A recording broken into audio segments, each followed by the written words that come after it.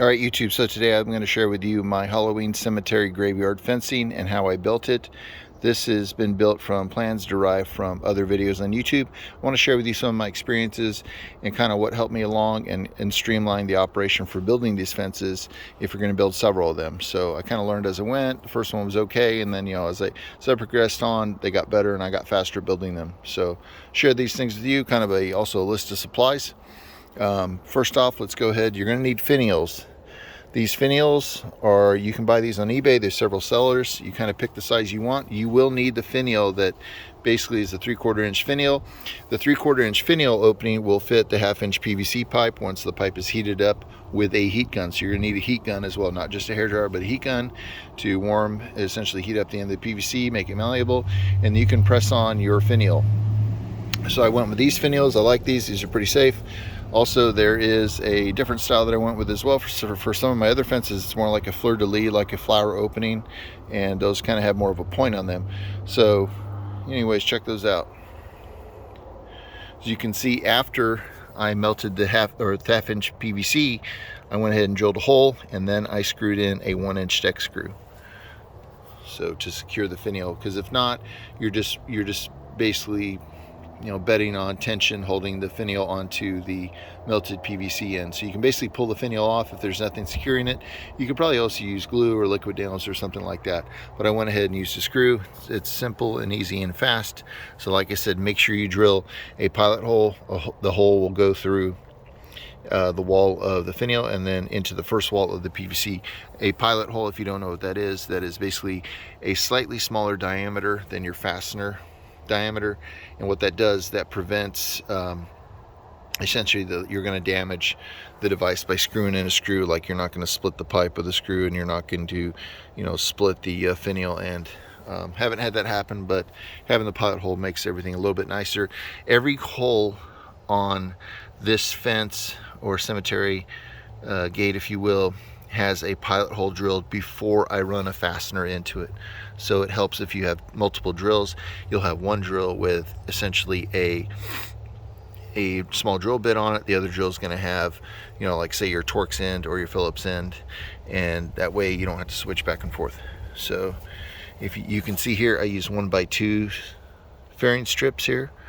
These come in 8-foot length. You'll cut them to size. And also the 2x2s on the ends give a little bit more stability. You can see the 1x2 fairing strip at the bottom there. Thankfully, 1/2 inch PVC pipes which make up the majority of the fence here, those are pretty cheap. You can get those in 10-foot lengths for roughly $5 to $6 a piece, give or take.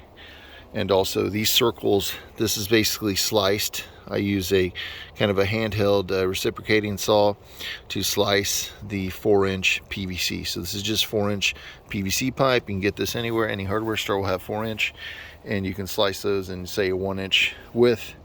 And then of course, to secure those in your fence, you're going to drill a pilot hole, and then another pilot hole, and then you'll run your 1-inch deck fastener with a Torx set on it down into it, and same here.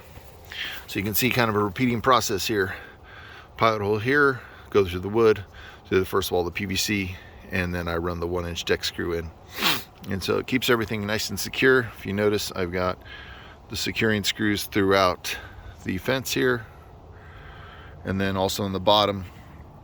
When you do the bottom, make sure you don't make a mistake like I just did earlier, and you don't need, for like 2 of the slats, if you're just doing like a 4-foot width wide fence or long fence, you don't need a fastener here, because you're going to need to use basically like a piece of rebar pounded into the ground, and then you'll slide the fence over that to secure the fence, to keep it mounted to the ground.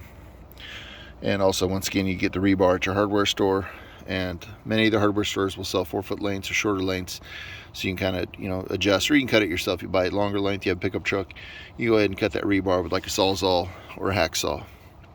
It helps if you have the power tools to do this work. It makes things go a lot faster. You'll probably need a couple different drills. I think I might have mentioned that earlier. One with a drill bit, one with a Torx fastener, a Torx bit to screw the deck screws in. And then obviously, if you need something to cut the wood to your desired length. This fence happens to be 24 inches tall, so these 2x2s are 24 inches. They're 2x2 inch, of course.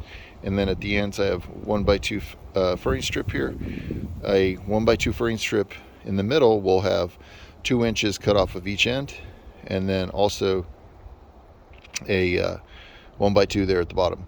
If you notice here at the ends on the 2x2s, I went ahead and drilled the pilot holes once again, and I used 1.5 inch deck screws and screwed those in just to where they're flush. You don't want to screw them in too far. This wood will crack super easily. It's very thin wood. You don't want to destroy your work as you're trying to build it.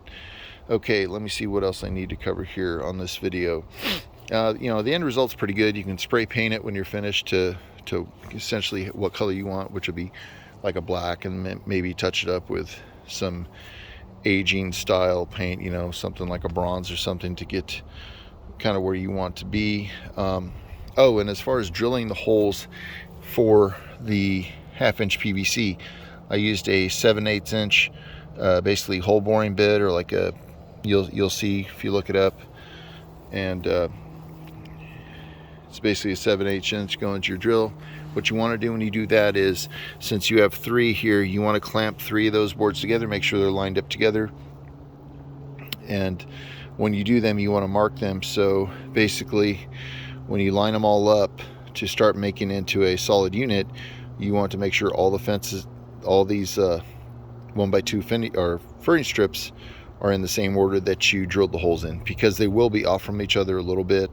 If you try to flip the board over, your holes are not going to be lined up anymore for your pipes. So I go ahead and mark them with a pencil.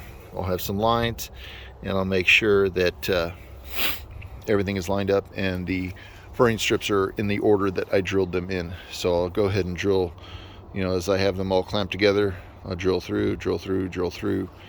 And then that way it makes it easier. Make sure, like I said, make sure you mark the sides so you know when you go to put the fence together that all the pipes are going to go through it and everything's lined up correctly. That brings me to another thing here. What was I going to mention? All right, so we went over the pipes, materials, 4-inch PVC, 1/2 inch PVC. You're going to need your desired finials off the internet, order those. And of course you're going to need the 1x2 furring strips. You're going to need 2x2 wood strips as well. So all the wood's pretty cheap. The money kind of gets into the finials and the PVC pipe. That's where, and maybe the fasteners are not too much money. So overall, you know, it might take you an hour or two for the first fence. If you go longer, it's just basically double your time. If you go to an 8-foot length fence from before, you're going to take twice as much time. So pretty easy there. Just take your time and do it right. Oh, what I wanted to cover real quick here, now that come back into my mind, was the spacing. You want to make sure that you have enough space for your pipe, and then you have enough space for your little circle here of 4-inch PVC. So what I will do is I will essentially lay a piece of the 4-inch here. I'll take essentially like a pencil mark here, then I'll lay a pipe here, and I'll kind of trace with pencil, and I'll just keep on repeating that as I go down the strips here. And you can kind of see where I drilled the holes. That kind of gives me a little template to drill the holes, and then everything works out pretty well. So make sure when you're drilling the holes, you kind of clean the holes out too, so you don't have any resistance when you go ahead and start sticking the pipe through it.